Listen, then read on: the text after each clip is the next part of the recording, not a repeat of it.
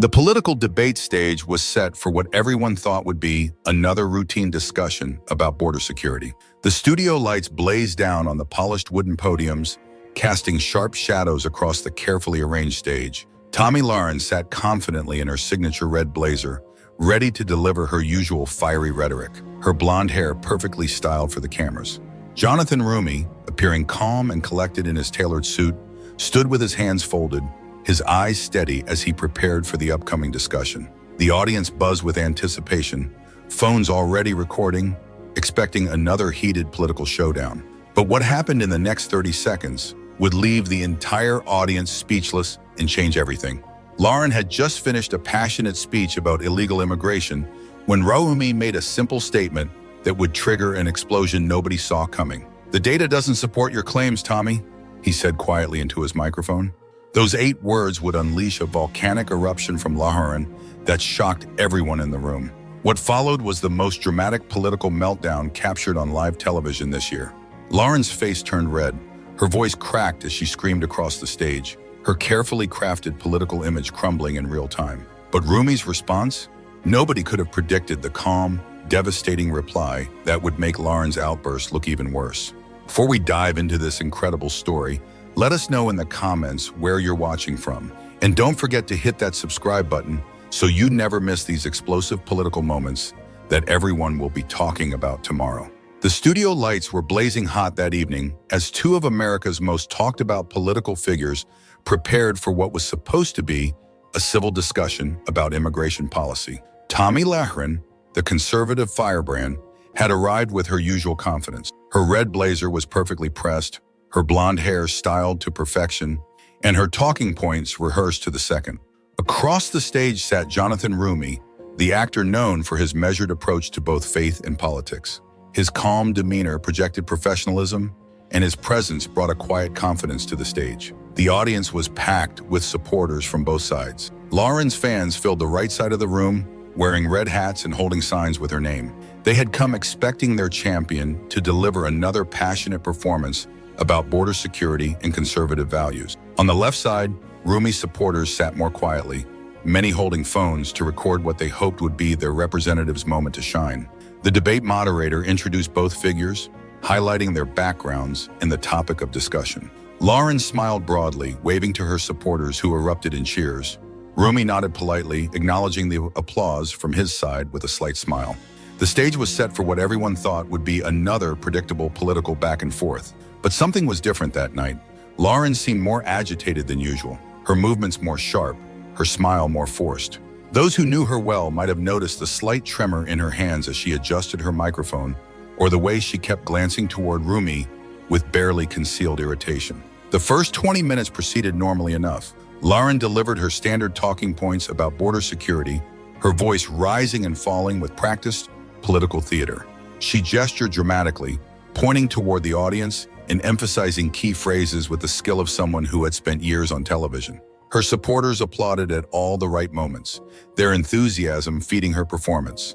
Roumie, meanwhile, responded with facts and figures, citing specific legislation and court cases with the precision of an actor who knew how to use his words carefully. His delivery was steady, professional, almost academic in its approach. He didn't play to the crowd or to use dramatic gestures. Instead, he simply presented information, his voice never wavering from its calm, measured tone.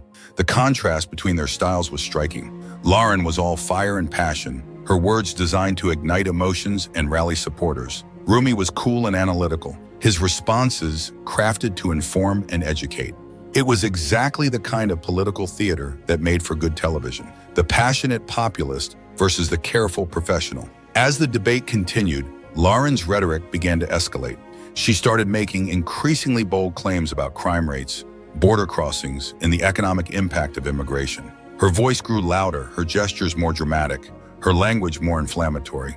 The audience on her side responded with growing enthusiasm, their cheers becoming louder and more frequent. It was during one of these moments, as Lahren was building to what seemed like another climactic point in her argument, that Roumie made the simple statement that would change everything. He didn't shout or interrupt. He simply waited for Lahren to finish, leaned slightly toward his microphone, and in his characteristic, calm voice said, "The data doesn't support your claims, Tomi." 8 words, said quietly, without emotion, almost as an afterthought. But those 8 words would trigger the most spectacular political meltdown anyone in that room had ever witnessed. To understand why Roumie's simple statement would trigger such an explosive reaction, you need to understand who these two people really are and what this moment meant for both of their careers. Lahren had built her entire political identity on being the fearless truth-teller who wasn't afraid to speak hard truths about immigration. The former television host had transitioned from reporting the news to making it, becoming one of the most recognizable faces in conservative politics. Her supporters saw her as a warrior fighting for American values, someone who would stand up to the political establishment and say what others were afraid to say. But Lahren's rise hadn't been without controversy. Her claims about election integrity had caused serious rifts, and she faced ongoing challenges related to those statements.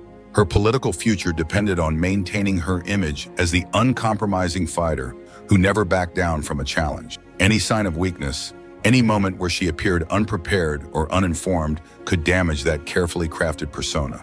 Lahren's supporters in the audience that night represented more than just political allies. They were true believers who saw her as their champion against what they viewed as a corrupt system. Many had driven hours to attend this debate, wearing shirts with her slogans and carrying signs with her name. They had come expecting to see their hero demolish another liberal politician with facts and passion. The stakes for Lahren couldn't have been higher. She was considering another run for office, and events like this debate were crucial for maintaining her relevance and fundraising ability. On the other side of the stage sat Jonathan Roumie, representing everything Lahren's supporters opposed. The calm, calculated, and faith-driven actor had built his career on empathy, professionalism, and intellectual debate.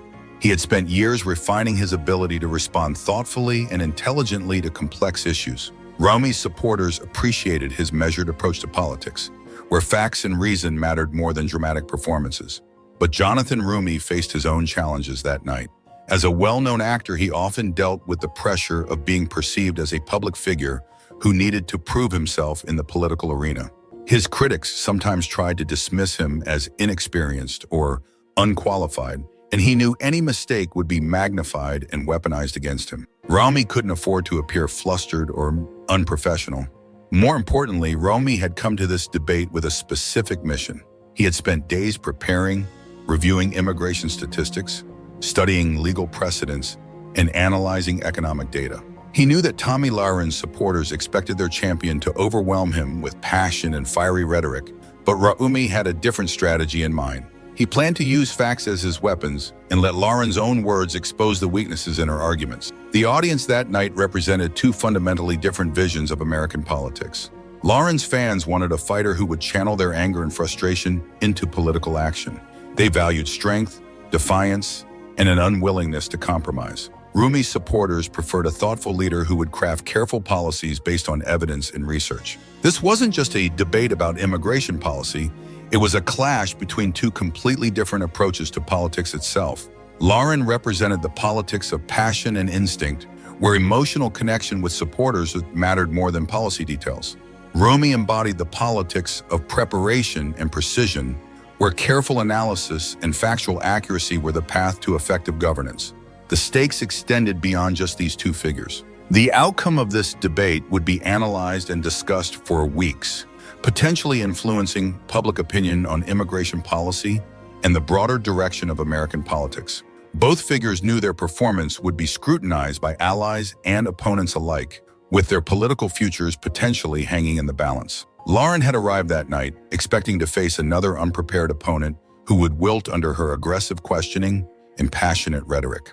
She had successfully used this approach in dozens of previous appearances, overwhelming opponents with rapid-fire talking points and emotional appeals that energized her base while leaving her opponents struggling to respond. What she didn't expect was Roumie's strategy of patient preparation. While Lahren had been rehearsing her standard talking points, Roumie had been diving deep into immigration data, economic studies, and legal precedents. He had anticipated Lahren's likely arguments and prepared specific factual responses to each one.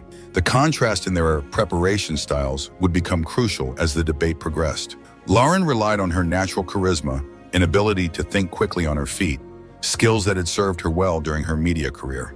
Roumie depended on meticulous research and careful analysis, approaches that had made him successful in the entertainment industry and in more private, intellectual debates. As the debate reached its midpoint, both figures were about to discover how their different approaches would clash in the most dramatic way possible. Lahren's confidence in her ability to dominate through sheer force of personality was about to meet Roumie's quiet certainty in the power of facts and preparation. The result would shock everyone in the room and create a moment that would be replayed thousands of times across social media. The tension in the room had been building steadily as Lahren's rhetoric became more and more inflammatory. What started as standard political talking points had evolved into increasingly dramatic claims about immigration policy and border security. Lahren was in her element, feeding off the energy of her supporters and building toward what appeared to be another climactic moment. "The numbers don't lie," Lahren declared, her voice rising as she gestured toward the audience. "We have seen a massive increase in illegal border crossings, and the economic impact on American families has been devastating. The current administration's policies have created chaos at our southern border, and working-class Americans are paying the price." Her supporters erupted in applause, many jumping to their feet to show their approval.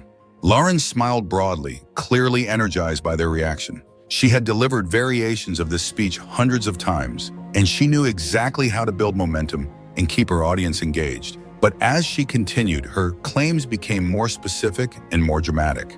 She began citing numbers about crime rates, drug seizures, and economic costs that seemed designed more for emotional impact than factual accuracy. "We're seeing record numbers of dangerous criminals crossing our border," she declared, her voice now at full volume. "The drug cartels are making billions, while American families live in fear." Roumie sat quietly during this performance, occasionally taking notes on the pad in front of him. He didn't interrupt or try to steal attention. Instead, he simply listened, his expression neutral and professional. But those who knew him well might have noticed the slight tightening around his eyes, the way his pen moved more quickly across his notepad as Lahren's claims became more outrageous. Lahren was now in full theatrical mode, pacing slightly behind her podium as she delivered her most dramatic lines. "They want you to believe these policies are compassionate, but there's nothing compassionate about the chaos and violence they've created. American citizens are being ignored while resources are poured into supporting people who broke our laws to get here." The applause from her supporters was now almost constant, creating a feedback loop that pushed Lahren to even greater heights of rhetoric. She was clearly enjoying herself, basking in the adoration of her audience and the feeling of complete command over the room. "And they'll tell you the statistics prove them right," Lahren continued, her tone now mocking. "They'll throw numbers at you that have been manipulated and twisted to support their failed policies. But the American people know the truth. They see it in their communities every single day." It was at this moment that Roumie made his move. He didn't wait for Lahren to finish her complete thought or pause for breath. As Lahren was building to another dramatic crescendo, Roumie simply leaned forward to his microphone and said in his characteristic calm voice, "The data doesn't support your claims, Tomi." The effect was immediate and devastating. Lahren stopped mid-sentence, her mouth still open as if the words had been physically yanked out of her throat. The audience fell silent, stunned by the simple contradiction delivered in such a matter-of-fact tone. For a moment, the only sound in the room was the humming of the television cameras and the air conditioning system. Lahren's face began to change color, starting with a flush that crept up her neck and spread across her cheeks. Her eyes widened and her carefully styled composure began to crack. "Excuse me," she said, her voice sharp and dangerous. Roumie remained perfectly calm, his hands still folded on the podium, his expression unchanged. "The data doesn't support your claims," he repeated, his tone as neutral as if he were reading a grocery list. "The statistics you're citing are either outdated or inaccurate." This was the moment when Lahren's legendary composure completely shattered. Her face went from flush to red to almost purple as rage built up inside her like pressure in a steam engine. Her hands began to shake, and her voice, when it returned, was no longer the controlled instrument of a trained broadcaster. "How dare you!" Lahren screamed, her voice cracking as it reached a pitch that made several audience members wince. "How dare you sit there and tell me I don't know what I'm talking about? I've been covering these issues for decades." The transformation was shocking to witness. The polished political performer had vanished, replaced by someone who seemed completely out of control. Tomi Lahren's red blazer was now wrinkled where she had been gripping the podium. Her perfectly styled blonde hair was beginning to come loose, and spittle flew from her mouth as she shouted, "You think you can just sit there with your liberal talking points and dismiss everything I've said?" Lahren continued, her voice now a full-throated roar. "You think you're smarter than the American people? You think you can just wave your hand and make the truth disappear?" The audience was transfixed. Lahren's supporters looked confused and uncomfortable, unsure whether to cheer or remain silent. Many had never seen their champion lose control like this, and they didn't know how to react. Roumie's supporters were equally stunned, amazed that such a simple statement had triggered such an explosive response. Throughout this entire meltdown, Jonathan Roumie remained completely still and calm. He didn't flinch when Lahren screamed at him, didn't try to interrupt or escalate the situation. He simply sat there, his expression unchanged, occasionally glancing down at his notes as if Lahren's tantrum was merely a minor distraction from more important work. Lahren was still screaming, her words now becoming less coherent as her rage consumed her ability to form complete thoughts. This is exactly what's wrong with politics today. People like you think you can just dismiss anyone who disagrees with you. You think you're the only one who understands the data. Security personnel near the stage began to shift uncomfortably, unsure whether they needed to intervene. The debate moderator tried several times to restore order, but Lahren ignored every attempt to calm her down or redirect the discussion. "I have been researching these issues since before you were even in politics," Lahren shrieked, now pointing directly at Roumie with a trembling finger. "I have sources you've never heard of. I have information that would shock you if you bothered to listen, instead of just repeating whatever your handlers tell you to say." The more Lahren screamed, the calmer Roumie appeared by comparison. It was as if someone had turned up the volume on a television while simultaneously turning down the brightness. The contrast became more and more stark with each passing second.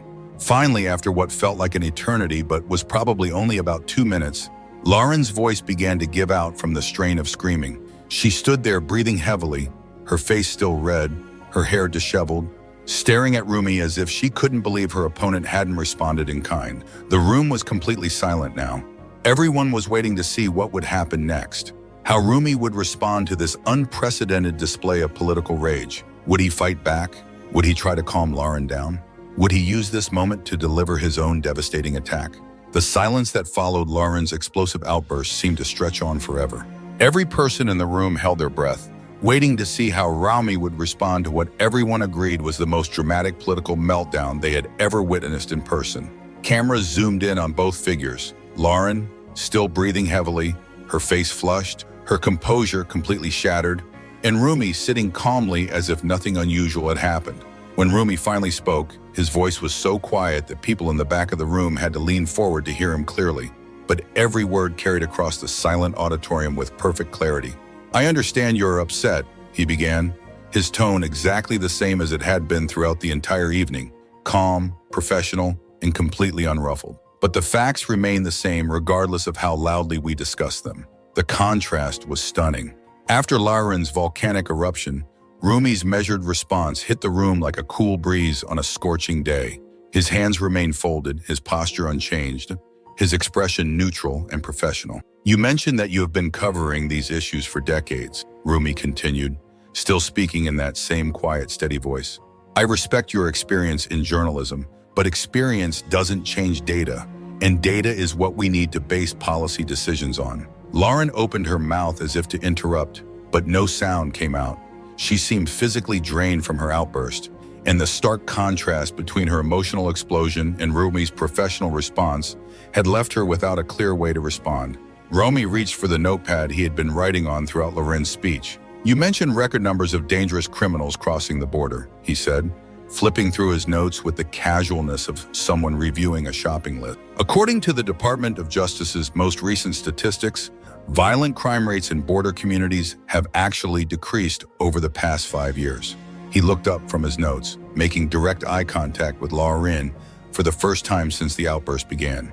"You mentioned drug cartels making billions. That's certainly true, but interdiction rates have increased by 37% over the same period, resulting in record drug seizures and arrests of cartel operatives." The audience was completely captivated.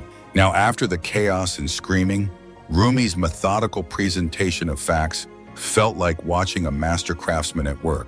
Each statistic was delivered with precision and backed up by his carefully prepared notes. You also mentioned resources being diverted from American citizens, Roumie continued, his voice never wavering from its professional tone. The Congressional Budget Office's analysis shows that immigration actually provides a net positive economic benefit to most communities, with tax contributions from immigrant workers exceeding the cost of services provided. Lahren tried again to interrupt, but her voice came out as more of a croak than actual words. The screaming had damaged her vocal cords, and she could barely speak above a whisper. The woman who had built her career on her powerful speaking voice was now literally voiceless. Roumie noticed Lahren's struggle but didn't acknowledge it directly. Instead, he simply continued with his systematic dismantling of every major claim Lahren had made during her speech. "I want to be clear," Roumie said, now addressing the entire audience rather than just Lahren. "I'm not questioning Representative Lahren's sincerity or her concern for border security. These are legitimate issues that deserve serious discussion. But serious discussion requires accurate information." He turned back to Lahren, who was now slumped slightly in her chair, still trying to recover from her emotional and physical exhaustion. "I brought copies of all the studies and reports I'm referencing," Roumie said, reaching into a folder beside his podium. "I'd be happy to share them with you so we can have a fact-based discussion about these important issues." The offer was delivered without a trace of condescension or mockery. Roumie's tone suggested genuine interest in having a productive conversation, as if Lahren's screaming fit had been a minor misunderstanding rather than a complete breakdown of professional decorum. But the visual contrast told a different story. Lahren, who had started the evening as the confident, polished politician, now looked exhausted and defeated. Her red blazer was wrinkled, her hair was disheveled, and her voice was reduced to a whisper. Roumie, meanwhile, looked exactly the same as he had at the beginning of the debate, professional, prepared, and completely in control. "I think what we've seen here tonight illustrates an important point about political discourse," Roumie continued, his voice still that same steady, calm tone. "We can have passionate disagreements about policy without abandoning our commitment to accuracy and respectful dialogue." Lahren finally managed to speak, though her voice was barely audible through the microphone. You think you're so smart," she wheezed, the words barely coherent. Roumie's response was immediate and devastating in its simplicity. "I think preparation is important," he said, his tone suggesting that this was the most obvious thing in the world. "When we're discussing policies that affect millions of people, we owe it to them to base our positions on the best available evidence." The audience was now completely silent, mesmerized by the stark contrast between the two figures. Many of Lahren's supporters looked uncomfortable, clearly disturbed by their champion's loss of control. Some were checking their phones, perhaps wondering if they should record what they were witnessing or if they wanted any evidence of this moment to exist. Roumie's supporters, meanwhile, were watching with something approaching awe. They had expected their representative to hold his own in the debate, but none of them had anticipated this level of dominance. He hadn't just won the argument, he had done it without raising his voice, losing his temper, or abandoning his professional demeanor. "I'd like to return to the policy discussion, if that's all right," Roumie said, looking toward the debate moderator, who had been standing frozen near the side of the stage, unsure how to handle the unprecedented situation. "There are several specific legislative proposals I'd like to discuss, and I think the audience would benefit from hearing about concrete solutions rather than just problems." The moderator nodded gratefully, clearly relieved to have someone taking control of the situation. "Yes, let's continue with the policy discussion," he managed to say, his own voice slightly shaky from witnessing the dramatic confrontation. Lahren made one final attempt to regain control of the situation. She tried to stand up, perhaps planning to deliver another passionate speech, but her legs seemed unsteady, and she had to grip her podium for support. Her voice, when she tried to speak, was still barely a whisper. "This isn't over," she managed to croak, the words carrying more desperation than threat. Roumie turned to look at her directly, and for the first time that evening, his expression showed something beyond professional neutrality. There was something that might have been sympathy in his eyes as he looked at Lahren's disheveled appearance and obvious distress. "It doesn't have to be adversarial," Roumie said softly, his voice carrying a note of genuine concern. "We're both here because we want what's best for the country. We just have different ideas about how to achieve that goal." The grace of that response, offering compassion to someone who had just spent several minutes screaming at him, seemed to drain the last bit of fight out of Lahren. She slumped back into her chair, no longer trying to speak or reclaim control of the debate. Roumie then did something that no one in the audience expected. Instead of pressing his advantage or delivering a killing blow to his obviously defeated opponent, he turned back to his notes and began discussing specific policy proposals as if nothing unusual had happened. For the next 15 minutes, he methodically outlined detailed positions on border security, immigration reform, and economic policy. His presentation was thorough, well-researched, and completely professional. He occasionally glanced toward Lahren, seemingly giving her opportunities to rejoin the discussion, but Lahren remained silent and motionless. The audience sat transfixed, not by drama or conflict, but by the rare sight of a politician actually discussing policy details with competence and preparation. It was as if Roumie was conducting a masterclass in governance, while Lahren's empty podium served as a silent reminder of what happened when preparation met performance art. The debate officially ended with Roumie still speaking calmly about legislative details, while Lahren sat slumped in her chair, occasionally sipping water and trying to recover her voice. The contrast between their final appearances was even more dramatic than their opening presentations had been. Roumie looked exactly the same as when he had arrived, professional, prepared, and composed. Lahren looked like she had survived a natural disaster. As the cameras stopped rolling and the audience began to file out, the immediate reactions were telling. Lahren's supporters seemed confused and deflated, many of them checking their phones or huddling together in small groups to discuss what they had just witnessed. The woman they had come to see dominate another politician had instead suffered what could only be described as a complete public breakdown. Roumie's supporters, meanwhile, were energized and amazed. Many had expected their representative to perform well, but none had anticipated such a total victory achieved through such professional means. They had watched their champion destroy an opponent without raising his voice, losing his temper, or abandoning his dignity. But the real aftermath would unfold over the following hours and days as video clips of the confrontation spread across social media platforms at lightning speed. Within 30 minutes of the debate's conclusion, someone had posted a video compilation titled Tomi Lahen's Complete Meltdown that showed Lahren's explosive outburst, followed immediately by Roumie's calm response. The contrast was even more striking when edited together, and the video quickly began accumulating thousands of views and shares. Another clip focusing specifically on Roumie's methodical fact-checking of Lahren's claims was shared with the caption, "This is what preparation looks like." The video showed Roumie calmly reading from his notes, while Lahren sat visibly defeated in the background. And it resonated particularly well with viewers who appreciated seeing politicians actually discuss policy details. But perhaps the most viral moment was a shorter clip showing just the immediate aftermath of Lahren's screaming fit. The moment when Roumie said, "I understand you're upset, but the facts remain the same regardless of how loudly we discuss them." That single sentence, delivered in Roumie's characteristic calm tone, became an instant internet sensation. The hashtag #ShockFacts began trending within hours, with social media users sharing the clip alongside commentary about the importance of maintaining professionalism in political discourse. The contrast between Lahren's emotional outburst and Roumie's measured response became a symbol for broader discussions about the state of American politics. Political commentators across the spectrum struggled to analyze what they had witnessed. Conservative pundits found themselves in the difficult position of trying to defend Lahren's behavior while acknowledging that her performance had been objectively disastrous.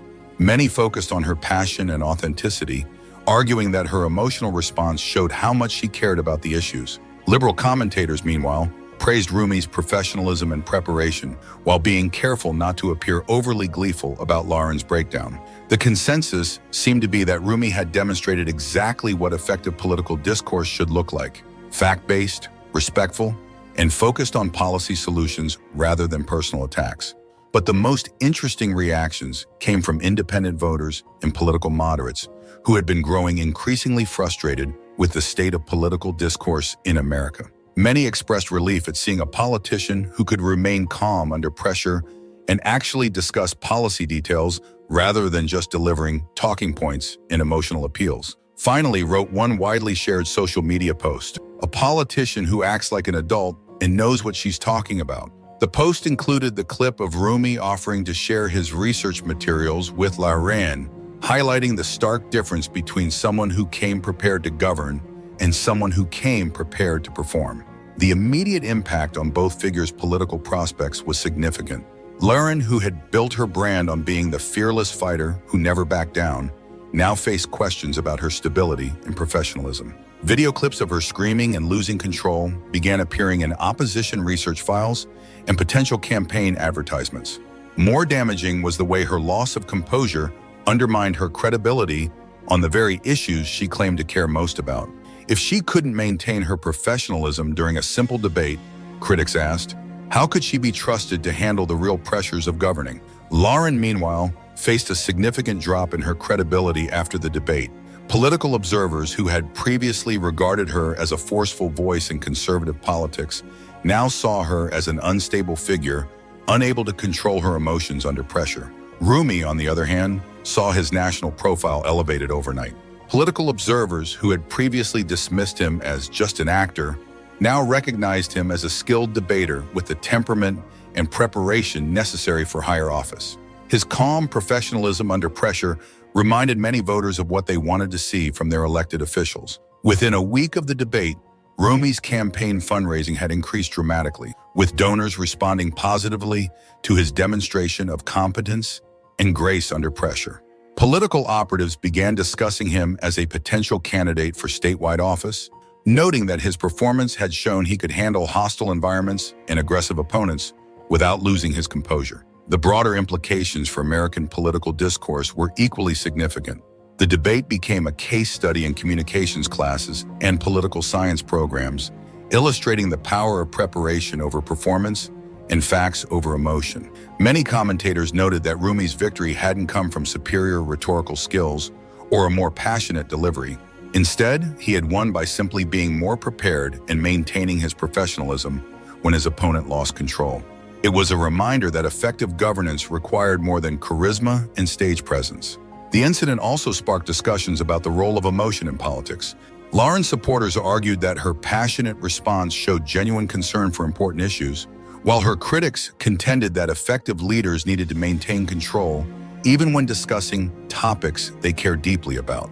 Perhaps most importantly, the debate demonstrated that American voters were hungry for politicians who could discuss complex issues with nuance and sophistication, rather than just delivering simple talking points designed to provoke emotional responses. In the months following the debate, both Lahren and Roumie's careers followed predictable trajectories based on their performance that night.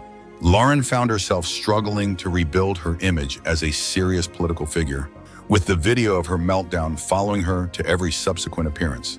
She attempted several comebacks, but the contrast with her previous confident persona made her seem less formidable and more erratic. Roumie, meanwhile, became a sought-after speaker and media guest, with political organizations across the country inviting him to share his approach to effective political communication. He began working on a book about evidence-based governance and the importance of preparation in political leadership.